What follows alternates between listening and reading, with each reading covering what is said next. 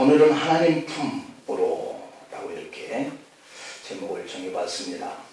어떤 분이 가난한 농부의 아들로 태어나서 서울로 상경을 하여서 정말 구두닦기로부터 시작을 해서 열심히 돈을 벌어서 정말 100억대의 갑부가 되었다는 거예요.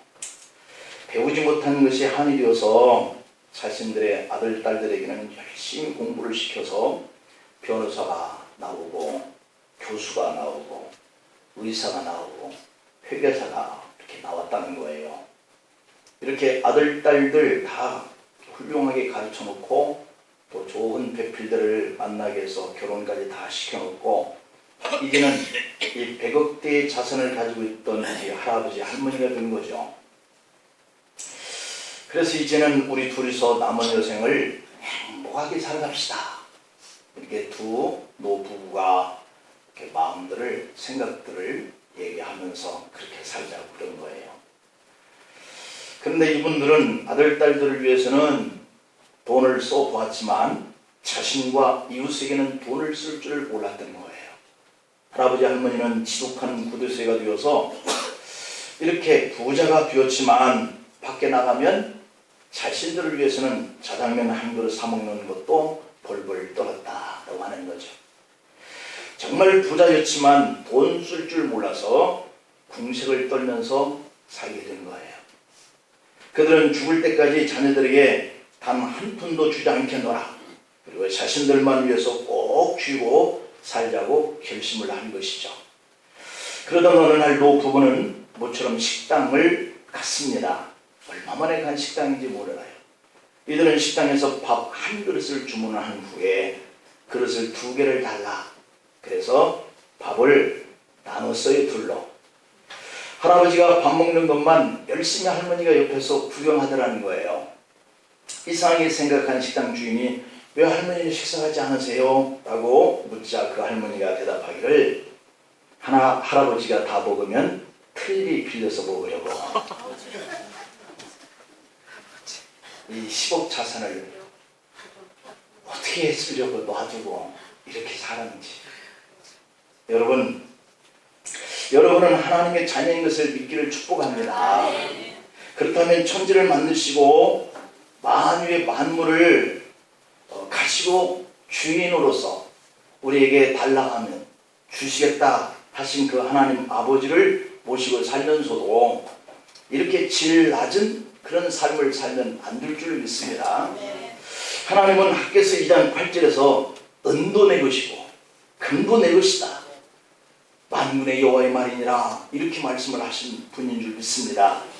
역대상 29장의 12절에 보면 다윗은 부와 귀가 죽기로 말미암고 또 주는 만물의 주제가 되사 손의 권세와 능력이 있사오니 모든 사람을 크게 하심과 강하게 하심이 주의 손에 있나이다. 이렇게 고백을 했듯이 이러한 고백이 하나님을 믿는 아들, 딸 된 저희들이 그렇게 고백하면서 살아야 될 줄 믿습니다. 그런데 그 할아버지, 할머니처럼 그렇게 질 낮은 궁색한 삶을 살면 그것이 어찌 하나님께 영광이 되고 많은 것을 가지고 주실 수 있는 그 하나님을 우리가 욕되게 사는 삶이 되고 말 거예요. 이 땅의 모든 것의 주인은 우리를 택하여서 자녀 삼으신 하나님 아버지신 것을 믿습니다. 하나님의 자녀가 그렇게 살면 우리가 하나님을 영원롭게 살아가야 할 자녀됨의 모습으로 살지 못하고 부끄럽게 되어지는 것이죠. 그러므로 우리는 하나님이 주신 것조차 아들된 딸된 우리가 아버지의 풍요를 누리지 못하게 되어지면 안 될 줄로 믿습니다. 오늘은 회복의 시리즈 4번째 시간인데 우리의 삶의 질을 어떻게 회복할 것인가 하는 이런 주제로 우리가 말씀을 통해서 은혜를 나누려고 그래요. 한 시대에 같은 시간, 또 같은 나라, 또 같은 교회를 다니지만 사람들마다 살아가는 방법의 삶의 질이 서로 다 다른 것을 우리가 경험합니다. 입이 있어서 말을 하고 눈이 있어서 보고 귀가 있어서 듣고 머리가 있어서 생각하면서 살지만 삶의 질은 사람마다 다 달라요. 그런데 어떤 사람은 삶의 질을 떨어뜨리는 사람도 있고, 또 어떤 사람은 삶의 질을 자신의 환경보다 더 높여서 사는 이런 삶이 있다. 똑같은 자녀로 선택을 받고 또 한 부모 밑에서 살다가도 이렇게 가출한 청소년들을 보면 그가 부모 밑에서 살 때보다 삶의 질이 전혀 다르게 되는 것을 봐요. 현재 정부가 추정하는 가출 청소년은 20만 명 정도라고 그래요. 이들 중에 여자 청소년이 약 한 12만 명 정도로 추측을 하고 있습니다. 이 중에 약 한 3만 명의 청소년은 살기 위해서 성을 팔고 있는 것으로 조사되고 있다고 하는 거예요. 인터넷을 통해서 먹여주고 재워줄 사람을 찾는다 하는 이러한 그 채팅의 상대를 찾아요. 그래서 최근에도 그러한 것이 고발이 되어서 토론을 벌였는데, 이 채팅을 원했던 이 청소년과 교제를 하면서 성관계를 했던 이 남자를 그 아이의 가정에서 고발을 했는데 무죄 판결이 난 거예요. 그게 왜 그랬느냐? 이 아이를 찾아보니까 이 아이는 13살 2달이 되었기 때문에 자신의 의지로 이걸 거부할 수도 있고 할 수 있는 의지가 있는 것으로 보았기 때문에 무죄다라고 하는 거예요. 그런데 바로 그러한 아이들이 바로 이렇게 가출을 통해서, 인터넷을 통해서 나 먹여주고 재워줄 그런 사람을 찾는 거예요. 이들을 가리켜서 하우스메이트라고 일명 이렇게 동거 파트너라고 한다는 거죠. 이들은 PC방과 찜질방을 돌아다니다가 대부분 비슷한 처지끼리 모여 사는 이런 가출 팸들, 즉 이들을 가리켜서 집을 나와서 모여 사는 가출 청소년 집단, 이렇게 칭해요. 근데 이것을 경험한 후에 이거 갖고는 안 되겠다, 좀 더 평안한 생활을 위해서 하우스메이트를 찾는다라고 하는 데까지 이제 나가게 된다는 것이죠. 그래서 가출을 하게 되면 결국 살기 위해서 절도와 그리고 배신, 성폭력 등 각종 이러한 사건 사고를 저지르게 되고, 그때부터 이들의 인생은 가정에서의 삶의 질보다 훨씬 뒤떨어지는 그런 삶으로 자신의 인생이 뒤틀려지기 시작한다라고 하는 거예요. 결국 인간의 삶의 질이 떨어지는 밑바닥의 생을 살게 되는 출발인 것이죠. 오늘 성경에 보면 아버지 곁을 떠나서 가출한 한 아들의 모습이 그려져 있습니다. 두 아들 중 작은 아들인데 이제 나이가 들자 아버지에게 재산을 상속해 주세요 라고 한 거예요. 자신도 자기 인생이 있다는 것이죠.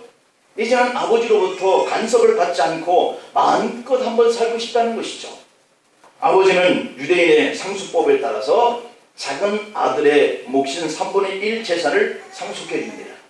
그러자 그는 몇 날이 몇 두어서 며칠이 안 되어서 이 아들 몫으로 준 재산을 다 정리를 해서 돈으로 바꿨다. 그래서 이민을 갔다. 먼 나라로 갔다라고 하는 거예요.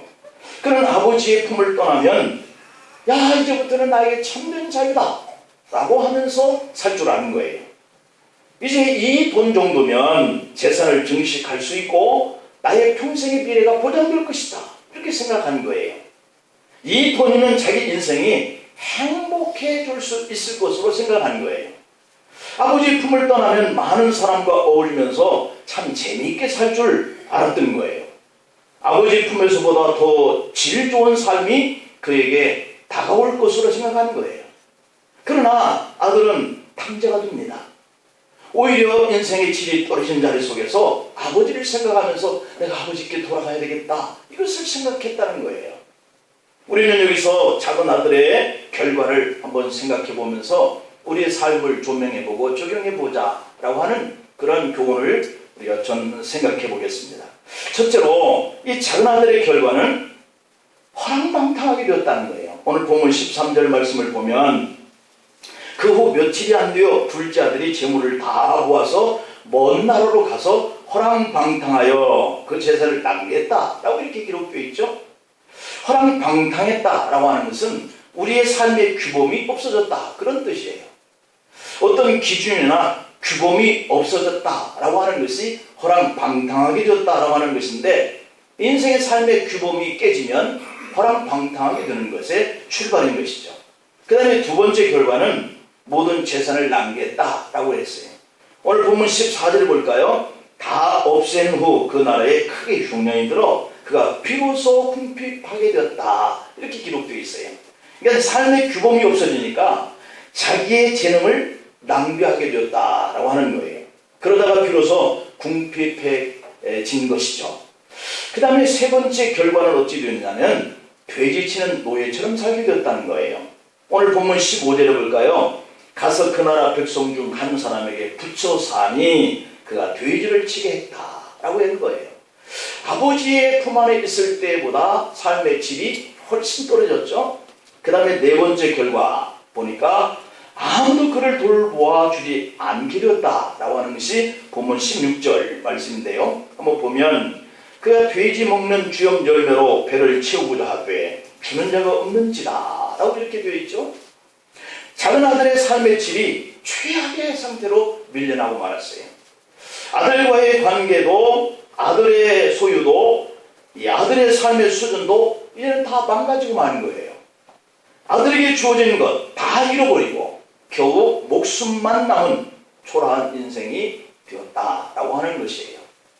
이런 삶을 가리켜서 우리는 죽지 못해서 살아 이렇게 표현할 수 있는 삶의 자리까지 떨어지고 만 거예요. 아버지를 떠나서 자기 마음대로 살면 더 행복해질 줄 알았어요. 더 부자가 되어서 마음껏 즐기고 살 줄 알았어요. 그런데 오히려 완전히 수렁에 빠져서 이제는 그를 아무도 돌아봐 줄 줄 아는 돌아볼 사람이 없는 이런 처지가 되었다라고 하는 거예요. 부모의 간섭을 받지 않고 살면 잔소리 듣지 않아서 좋을 것 같았어요. 자기 마음대로 살면 자신의 삶의 질이 아버지의 집에서 있을 때보다 훨씬 더 좋아질 것 같았지만 그러지 못했습니다. 작은 아들의 삶이 최악의 상황에 빠진 거예요. 여기서 아버지는 하나님을 상징하고 있고 작은 아들은 하나님을 떠난 사람들을 상징하고 있어요.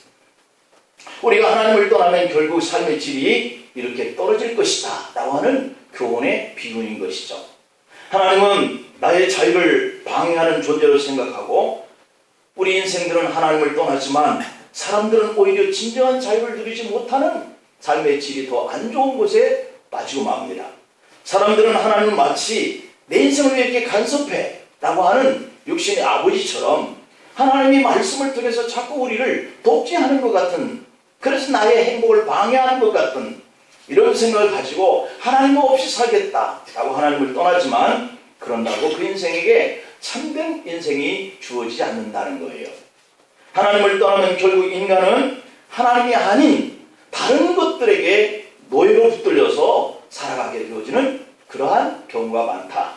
돈의 노예가 되든지 아니면 우상의 노예가 되든지 아니면 쾌락의 노예가 되든지 아니면 권력의 노예가 되든지 아니면 성의 노예가 되든지 말이죠. 작은 아들은 돼지가 먹는 이 주염 열매로 배를 채우는 노예보다도 더 비참한 존재로 전락해 버린 거예요. 작은 아들의 삶의 모습을 보니까 허랑방탕한 그저 한때였다라고 하는 겁니다. 아버지에게서 가져간 돈으로 풍족한 때도 한때였어요. 우리가 세상에서 누리는 권력도 명예도 건강도 한때에 불과한 것을 우리는 삶을 통해서 경험하고 있어요. 그래서 사람들은 인생 무상한 것이요 라고 이렇게 말을 하죠. 솔로몬의 고백처럼 인생은 헛되고 것이다 라고 말을 합니다. 돈이 떨어지면 친구는커녕 쥐염 열매도 주는 사람이 없게 된다. 자신의 정욕을 쫓아서 달려간 사람의 끝은 굶주림과 고독과 슬픔뿐이었다라고 하는 거예요. 많은 사람들이 불나방처럼 재물과 쾌락과 그리고 인기와 명예와 권세를 쫓아 달려가지만 그 후에는 항상 거기에 참된 만족이 없다는 것을 고백하고 후회해요. 찬양 가수 중에 사람을 보며 세상을 볼 때 만족함이 없었네. 아멘. 나의 하나님 그분을 볼 때 나는 만족하였네 라고 하는 이 고백이 진정 진리인 것이죠. 찬양의 가사 내용처럼. 작은 아들은 요즘 말로 모태신앙자인 거예요. 하나님의 백성인 거예요. 교회는 다니는 것 같고 하나님을 아는 것 같은데 여전히 하나님을 떠나서 자기 방식대로 살고 행복이 자기의 삶 속에서 자기가 노력하는 속에 옳은 것으로 생각하는 사람들, 신앙의 열정도 자기도 덥지도 않은 사람들, 한 발은 세상에 놓고 다른 한 발은 교회에 담그고 사는 사람들, 천국과 지옥이 있다는 것을 알면서도 실제적으로는 삶 속에 없는 것처럼 의미를 두지 않고 살아가는 사람들 모습인 것이죠. 예수님은 십자가와 부활을 알면서도 삶을 떠나서 사는 사람들을 외식하는 회칠한 무덤과 같은 자다, 이렇게 책망한 것을 우리가 기억합니다. 그래서 우리가 예수님의 십자가의 부활과 그 속에 우리의 생명이 있는 것을 알면서도 교회 생활을 따로 하고 직장 생활을 따로 생활하고 가정 생활이 또 다르는 이런 모습들이 있는 것이죠. 그래서 이런 것들 때문에 우리가 갈등은 하지만 늘 자기가 주인이 되어서 생활하는 것이에요. 여러분, 성경 속에서 하나님을 떠난 사람이 어떤 결과를 가져올까? 노아 때를 보면 패역한 백성들이라고 이렇게 표현된 사람들은 그 패역한 백성들, 노아 가족만 남겨놓고 다 물로 심판을 당하지 않습니까? 소돔과 고모라 타락한 백성들 유황불로 망하지 않았습니까? 하나님을 배역하고 떠난 고라의 그 자손들 땅이 갈라지고 연병으로 죽었지 않았습니까? 마태복음 27장 24절에 보면 빌라도가 예수님을 놓아주려고 했습니다. 그때 마태복음 27장 25절에 보면 유대인들과 군중들이 하나가 되어서 외칩니다. 그 피를 우리와 우리 자손들에게 돌릴지어다. 그 피가 어떻게 자기와 자기 자손들에게 돌려지는 것을 원하면서도 악한 것을 선택하면서 소리 지르는 이런 군중들과 한 목소리를 내는 사람들의 모습들, 그 대가로 하나님을 떠난 유대인들은 결국 그 후손들이 서기 70년 110만 명이 죽습니다. 그 피와 그 피가 그들과 그 자손들에게 돌아가는 것이죠. 2차 대전 때 히틀러에 의해서 유대인들이 600만 명이 다 죽음을 당합니다. 그들이 든 것이죠. 이 시대의 하나님이 눈에 보이지 않는다라고 생각하면서 사람들은 교인들을 우습게 여기고 교회 비판하는 것을 우습게 여기는 경향이 있습니다. 사람들은 하나님을 떠나 살면 자유가 있고 하나님을 떠나 살면 행복이 보장되고 하나님을 떠나 살면 쾌락이 있고 하나님을 떠나 살면 부가 있을 것으로 생각을 하면서 삽니다. 그러나 하나님을 떠난 사람들의 결과가 성경과 우리 역사 속에 기록이 되어 있어요. 가까운 우리 한반도만, 남북만 생각을 해보세요. 그래도 하나님 품 안에 사는 사람이 많은 이 남한에 세계 두 번째로 가난한 나라였었던 이 나라가 지금은 세계 잘 사는 나라 20번 안에 들고 있습니다. 할렐루야. 신앙을 쥐고 하나님을 인정하지 않는 북한은 어떻습니까? 평양에 교회가 부흥될 때는 남한보다도 더 잘 살았다는 것 아니겠어요? 그러나 지금은 어떻습니까? 남한보다 더 풍요로운가요? 남한 사람들보다 더 행복할까요? 남한보다도 더 자유롭게 살고 있을까요? 남한 사람들보다 더 인간다운 삶을 살고 있을까요? 결코 아니지 않습니까? 하나님을 떠나면 행복할 것 같고 진정한 자유가 있을 것 같고 더 부를 누리면서 살아갈 줄 알았지만 오늘 본문에 보니까 돼지가 먹는 음식도 주는 사람이 없어서 불행하기에 그지없는 삶의 질이 떨어진 채 탄식하고 있는 모습을 보게 돼요. 작은 아들의 삶 속에 흉년이 기다리고 있었던 것이죠. 아버지를 떠나는 그 순간부터 그를 기다리고 있는 것은 줄여서 죽는 거구나 하는 이러한 삶 속에 계획에 있었던 것이죠. 여러분, 이렇게 우리가 하나님을 떠날 때 우리는 하나님만 떠나는 것이 아니라 모든 것을 다 잃게 된다라고 하는 것을 기억하시기를 축원합니다. 자, 그렇다고 한다면 회복해 해주시는 하나님, 우리가 돌아갈 그 하나님은 어떤 하나님이냐라고 하는 의미를 몇 가지 생각해 보면, 첫째는 아들의 의견을 충분히 들어주는 그런 분이셨다는 거예요. 오늘 본문의 12절에 볼까요? 그 둘째가 아버지가 말하되 아버지여 재산 중에서 내게 돌아올 분깃을 내게 주소서 하는지라 아버지가 그 살림을 각각 나눠줬더니 라고 이렇게 하는 걸 보니까 이 아버지 되신 상징의 하나님은 소통할 수 있는 분이시다 라고 하는 거예요. 우리가 하나님께 나아가 찾아 기도하고 간구하면 그분도 우리에게 뭐라고 응답하시는 그런 소통의 하나님이다. 그래서 하나님 아버지는 분명히 독재자가 아닌 거예요. 우리의 간구에 귀를 기울이시고 여시고 들으시는 분이시다. 두 번째, 하나님은 풍족하신 아버지시다 라고 하는 거예요. 오늘 17절 볼까요? 이에 스스로 돌이켜 이르되 내 아버지에게는 양식의 풍족한 품꾼이 얼마나 많은가. 나를 여기서 줄여 죽는구나. 여기서 보니까 그 하나님 아버지는 풍족하신 분이라는 거예요. 그런데 그분을 떠나면 줄여 죽는 일이 발생하는 거예요. 우리가 아버지라고 부르는 그 하나님은 우리 것을 빼앗아가는 분이 아니라는 사실이에요. 우리가 구하면 주시고 찾으면 찾게 하시고 두드리면 열어주시는 분이심을 믿으시기를 축복합니다. 세 번째, 우리 하나님은 어떤 분이냐? 언제나 기다려주시는 아버지다. 오늘 본문 20절을 볼까요? 이에 일어나서 아버지께로 돌아가니라. 아직도 거리가 먼데 아버지가 그를 보고 측은히 여겨 달려가 목을 안고 입을 맞춘다라고 기록되어 있습니다. 이렇게 돌아올 아들을 기다리고 계시는 아버지, 먼저 달려와서 안아주시는 아버지, 잘못을 따지지 않고 그냥 안아주시는 그러한 아버지다 라고 하는 것을 믿으시기를 축복합니다. 그 다음에 하나님 아버지는 네 번째, 불쌍히 여겨 용서해 주실 줄 아는 아버지다. 오늘 본문 21절로 24절에 그 내용이 기록되어 있는데, 어떤 상황 속에서도 아버지 하나님은 우리를 불쌍히 여겨주시는 분이세요. 아들이 이르되 내가 하늘과 아버지께 죄를 지었사오니 지금부터는 아버지의 아들이라 일컬음을 감당하지 못하겠나이다 이렇게 고백하고 있죠.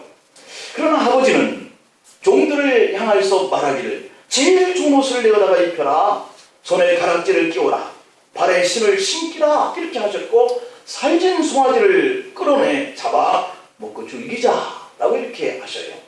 그리고 하는 말씀이 내 아들은 죽었다가 다시 살아났으며 내가 잃었다가 다시 얻었노라 이렇게 말씀합니다. 용서를 바라는 아들에게 아버지는 아들의 신분을 회복시켜 주십니다.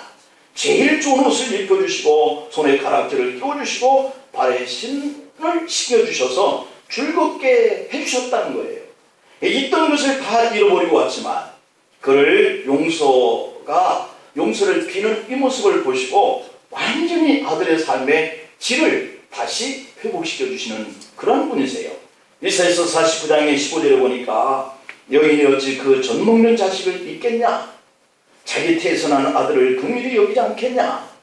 그들은 혹시 잊을지라도 나는 잊지 아니할 것이다 라고 말씀하신 아버지 하나님을 기억할 수 있기를 바랍니다. 그렇습니다. 우리 하나님은 우리 인생을 늘 용서하시는 분이세요. 그리고 불쌍히 여기시고 긍휼히 여기시는 분이신 줄 믿습니다. 아버지 하나님이 인생들에게 이렇게 긍휼히 여기고 용서하시고 또 받아주고 하시는 그 이유가 뭘까요? 단 한 가지예요. 죽은 아들을 잃었다가 다시 찾은 아들이지 않느냐라고 하는 것 때문인 거예요. 이것이 우리가 섬기는 하나님 아버지의 마음이고 우리에게 향하신 은혜와 사랑의 모습인 거예요. 여러분, 오늘 본문에 등장한 작은 아들은 어떤 아들이었습니까? 돈을 세상의 그 어떤 것보다도 더 중히 여긴 아들이에요. 인륜과 도덕과 같은 삶의 중요한 원칙들을 우습게 여기고 아버지가 죽으면 어차피 나한테 줄 돈 아닙니까? 라고 인륜과 도덕의 삶을 깨트리는, 그래서 세상에서 그 어떤 것보다도 자기 중심적인 그런 아들인 거예요. 땀을 흘려서 돈을 벌어본 적도 없었고 아버지 것을 자기 것처럼 달라 해서 허랑방탕하게 육체의 쾌락을 추구하다가 탕진한 아들인 거예요. 당돌하게 무례하게 아버지를 떠난 그런 아들이에요. 그렇게 하고 떠난 아들이 거지가 된 아들로 돌아온 거예요. 그러나 모든 것을 다 용서하고 받아주는 것이 아버지 하나님이에요. 아버지는 새로운 언약의 표시로 그에게 가락지를 끼워줘요. 그리고 아들의 자격을 인정해주는 의미로 새 신발을 신겨줘요. 이제부터는 새로운 신발을 신고 새 출발을 하자는 거예요. 많은 사람들 앞에서 잔치를 베풀어주는 이유는 우리 아들이 내 아들이다 하는 이 명분을 인정해주는 거예요. 바로 이것이 죄와 허물진 우리를 향하신 하늘의 아버지 마음이고 사랑이고 긍휼입니다. 하나님의 자녀로 택하신 우리의 삶의 질이 회복되기 위해서는 반드시 우리가 하나님께 돌아와야 하는 거죠. 찬양 가수 중에 보혈을 지나 하나님 품으로, 보혈을 지나 아버지 품으로 한 걸음씩 나아가네. 존귀한 주 보혈이 내 영을 새롭게 하시나 하는 찬양 우리가 늘 부르잖아요. 하나님은 우리를 끝까지 포기하지 않으시는 아버지세요. 마른 나무처럼 시든 영적인 상태일지라도 아버지 하나님께 나와서 아버지와 하늘을 하나님께 내가 죄를 지었습니다 하는 이 고백만으로도 하나님 아버지는 우리를 회복시키기 위해서 하나님 품으로 우리를 안아주시는 분이세요. 아픔이 아픔으로 느껴지지 않도록, 기쁨이 기쁨으로 느껴지도록, 무엇을 보고 들어도 무감한 상태에 놓이지 않도록 우리를 반드시 아버지 품으로 안아서 회복시키시는 그런 하나님 되심을 믿습니다. 그 하나님은 경제적으로도 파산의 위기에 놓여 있어 불안과 걱정과 환경 자리에 있다 할지라도 그분에게 나아가기만 하면 그분은 또 풍요로우신 분이에요. 아무리 우리 인생에 절망적인 상황이 있어도 그분은 못하실 것이 없는 분이세요. 베드로를 보면 예수님을 부인하고 삶의 밑바닥에 내려가잖아요. 그때 그 고통의 현장에 주님이 찾아가셔서 어떻게 하셨습니까? 자신을 저주하고 도망갔던 베드로를 찾아가셔서 먹을 것을 주시고 베드로야 네가 나를 사랑하느냐 물으셨던 분, 그리고 내 양을 먹이라 내 양을 치라 이렇게 베드로를 믿어주시고 용서하시고 다시 새 생명을 주셔서 밑바닥에서 회복시켜주시는 하나님. 바울이 살인에 동참한 사람인데 살인 방조자로 삶의 밑바닥에 내려간 사람인데 담에색 도상에서 주님은 그를 찾아가 만나주시고 책망하는 것이 아니라 사명을 주어서 살인자의 자리에서 회복시켜주시는 아버지 하나님. 모세는 살인을 하고 미디안 광야로 도망갔지만 처가살이 40년 흘러 나이 80이었는데 모세 인생이 밑바닥에 내려간 거잖아요. 그러나 하나님은 그를 찾아가 사명을 주고 그를 회복시켜줍니다. 다윗은 가늠한 자요 살인 교살자로서 인생의 밑바닥에 떨어졌지. 그런데 하나님은 그를 회복시켜 주십니다. 이것은 우리가 어떤 환경이 있든지 하나님 품에 나아가서 하나님 내가 아버지와 하나님께 죄를 지었습니다 라고 고백하면 그를 용서하시고 그의 삶의 자리를 다시 회복시켜서 새로운 생명의 길을 가게 하시는 그분이 우리 하나님 아버지다 라고 하는 것을 기억하시기를 간절히 축원합니다. 기도하시겠습니다. 아버지